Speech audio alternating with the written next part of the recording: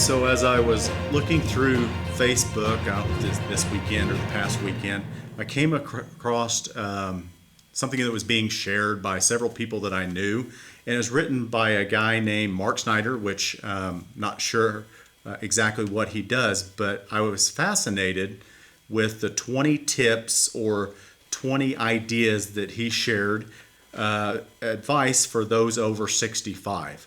And I think they could really, many of them could apply to any adult or age group, but specifically he was targeting over 65 as people who are going to be retired or likely retired, and he had his 20 thoughts.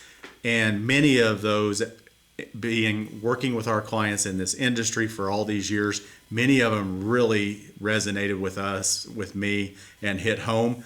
There are 6 of them that really caught my attention. I'll share those real quick with you, and then we'll get the rest of those up so you can see them if you'd like to. But number 1 on the list was, it's time to use up some of the money that you've saved up. Don't just keep it all to give it to those who may have no notion of the sacrifices you made to get it. And I think that's something that many of us, including myself if I'm retirement age, have, is that fear that maybe we'll run out of money. And that's a good fear to have if it's a healthy fear of conservatism and making sure that we're going to make our money last. All too often we can forget to take the time, spend the money, and enjoy ourselves while still being responsible and making sure that we don't run out before we expire. Number 3 was to keep a healthy life, practice moderate exercise, and stay in good shape. And he goes on to talk about how important that is, but how much more important that gets when we're in our 70s and 80s and we're fighting something off, an illness or something, pneumonia, cold, flu.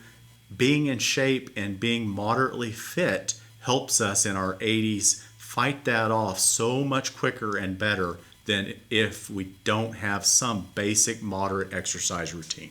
So I thought that really was a good advice. Number 9, always make sure to stay up to date on the world around you today, whether that's technology, whether that's taking other people's thoughts into consideration. Obviously, we have our own set of values, beliefs, and thoughts, but at least listening and trying to stay informed and trying at the same time through that process to remain somewhat relevant in the world that we're living in our retirement years, and not just retreating to some hole of the way things used to be. Number 10 was to respect the younger generation.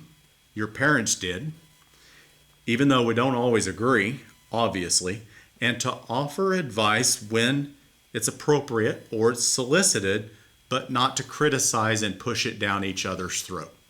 And I think that that's really important, because not only does that have the tendency to wear other people out, our friends, when we overshare or overstate our beliefs, values, and opinions, but it also can tend to make the person themselves life miserable because of, that environment. So I think that's very important to just kind of remember that even though we all don't agree, maybe there's something worth listening to and staying relevant and up to date again.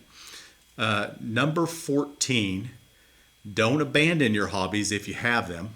If you don't have any, get one. And I've seen this many, many times with our retired clients. If they go into retirement with a part-time job or a hobby or something that makes them feel like they are valued and that they have a place in this world, they tend to be much healthier, live longer, and have a more satisfying life. So I think this person, Mark Snider, hit it right on the head when he said, if you don't have a hobby already, find one. It could be anything like volunteering, working, hobbies, any of that. Last one that really hit me was number 19.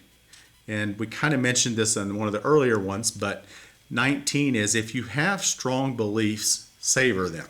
but don't waste your time trying to convince others. It will only make your life miserable, and they are going to make their own choices and view the world that they want the way they want to in the first place. So retirement is much better spent on enjoying your family, friends, your activities, and your hobbies than it is trying to convince anyone else of our beliefs, because it's likely that it's not going to work anyway. So I think it's really good advice, and I think it's appropriate for all ages, but I can really see why he targeted toward the 65 and older or retirement age retirees. And he closes with saying, life is too short to drink bad wine and cheap beer.